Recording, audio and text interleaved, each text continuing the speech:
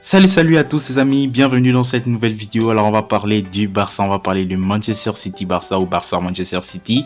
Match de gala, match amical, match on va dire de charité, on va dire ça comme ça. Donc c'est parti.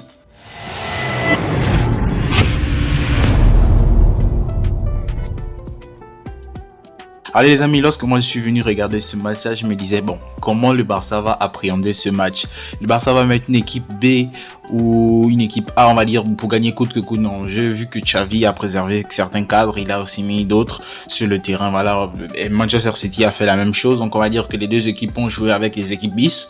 Voilà, c'était pas les équipes A, mais sinon on a bien apprécié, le spectacle, on a bien apprécié le match, voilà, parce qu'on avait l'impression de voir le Barça contre le Barça, voilà, parce que les deux équipes ont la même façon de jouer. Bon, on va dire le Manchester City copie le style du Barça, on va dire ça comme ça, donc on va pas se mentir, c'est Manchester City qui joue comme le Barça. Et donc quand on regardait les deux équipes, à un moment donné il y avait des séquences où Manchester City avait le ballon, il jouait la possession, il faisait du Barça. Après une autre fois c'était le Barça qui avait le ballon, qui faisait du Barça. Donc vraiment j'ai bien aimé le match, voilà, c'était un match de festival. Donc on va d'abord revenir un peu sur le contexte du match.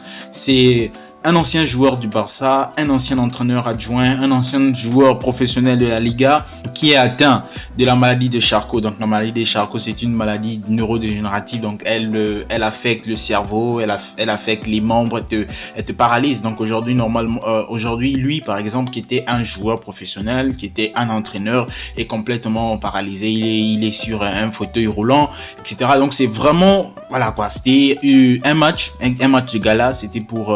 le but du match, c'était pour lever des fonds, voilà, c'était pour financer la recherche, pour trouver un traitement à cette maladie-là, parce que jusqu'à présent, c'est une maladie incurable.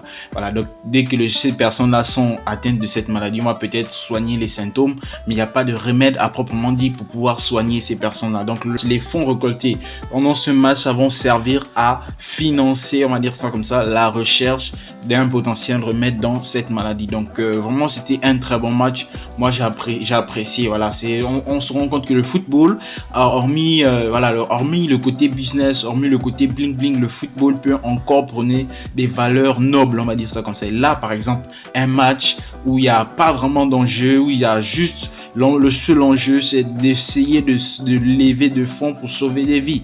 Voilà quoi, donc c'était une très bonne chose, Alors Manchester City, comme j'ai dit, a aligné une équipe bis, le Barça a également aligné une équipe bis. Il n'y avait pas Lewandowski, il n'y avait pas Ansu Fati, il n'y avait pas Dembélé en première mi-temps. Alors côté Barça, c'est qui m'intéresse un peu, j'ai bien aimé la première mi-temps de De Jong. Voilà, De Jong était sur le même côté que Bernardo Silva au milieu de terrain, mais De Jong a mangé Bernardo Silva en première mi-temps. On avait l'impression que De Jong avait pour mission d'abattre l'ennemi en fait. Donc c'était vraiment De Jong a montré que aujourd'hui il a sa place au Barça, et aujourd'hui c'est un joueur important dans le système de Xavi. Voilà, donc Busquets aussi. Bon, Busquets, moi j'étais parmi ceux qui pensaient que Busquets devrait partir. Busquets.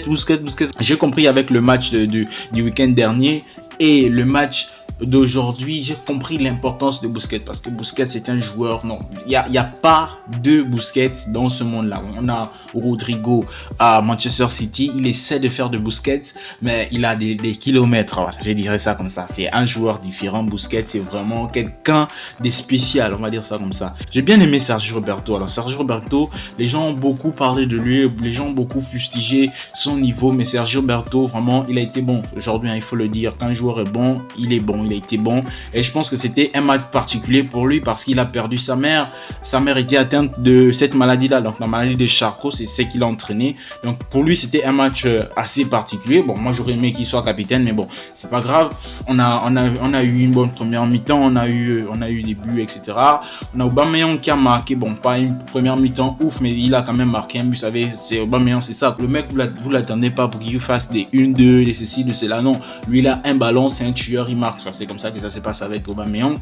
Et donc bon, par contre Rafinha, c'était pas trop ouf en fait. Rafinha, c'était un match assez compliqué pour lui. Il a beaucoup tenté, mais bon, il a beaucoup perdu de ballon. J'ai l'impression que Rafinha se cherche encore, parce que là c'est lui le challenger en fait. Il y a Dembélé qui est déjà assis, lui c'est le challenger. Il doit venir prouver qu'il a sa place au Barça, et donc à chaque fois il tente des trucs, et des fois ça marche, des fois ça ne marche pas aussi. Donc pour cette fois ça n'a pas marché. Alors la première mi-temps était plus ou moins bien, bon, avec l'erreur d'Inaki Peña. Alors les joueurs ont très vite égalisé pour pouvoir remettre le gardien en confiance. Donc on a vu des très bonnes choses, on a vu des parades de sa part. On a aussi vu qu'à un moment donné, il avait des sautes de concentration. Voilà, parce que jouer dans un club comme le Barça avec ce public-là, c'est vraiment compliqué, hein, la pression. En deuxième mi-temps, Xavi a fait beaucoup de changements. Voilà, on a vraiment vu que Xavi avait envie de donner des minutes à tout le monde. On a vu Gavi, on a vu Pablo Torre, on a vu Memphis Depay, on a vu énormément de joueurs. On a vu beaucoup de joueurs. Donc pendant ce match-là, moi j'ai retenu pendant ce match que si le Barça était sérieux, si le Barça travaille bien, le Barça pourrait lutter avec un vrai quart d'heure européen, parce que le Barça, le deuxième mi-temps, je dirais que Manchester City a mis son équipe. Voilà, il y avait pas, et peut-être pas Walker, mais sinon Manchester City a mis son équipe. Voilà, le Barça a pu tenir tête à cette équipe-là. Le Barça aurait même mérité de gagner, parce que le penalty à la fin du match, moi je comprends pas. C'est l'arbitre, je sais pas si c'est quoi, Sanchez Martinez, l'arbitre de Liga, tellement il veut pas que le Barça gagne, même dans un match amical, le gars il vient une crème faux penalty. Moi je vois pas où il y avait penalty là, et puis il y avait même pas de barre aussi. Donc voilà quoi. Donc moi j'ai bien aimé le match, j'ai bien kiffé. J'attends vraiment que tout cela puisse se concrétiser en compétition officielle. Voilà quoi. Parce qu'il y a souvent les gars, ils font des bons matchs lors des matchs amicaux. Après, lorsque ce sont des matchs face aux équipes de Liga, là, les équipes qui font tout le temps le but, ça c'est un peu compliqué. Mais sinon j'ai bien aimé le match. Il y a eu quelques flops, il y a eu quelques tops. Voilà, quand on va pas parler de ça, c'est la fête. Il faut apprécier. Les joueurs ont fait de leur mieux. Voilà, c'était pour une cause juste. Voilà, merci à tous d'avoir regardé cette vidéo. N'hésitez pas à vous abonner, d'activer la cloche de notification pour ne rater aucune de nos prochaines vidéos. Ciao à tous.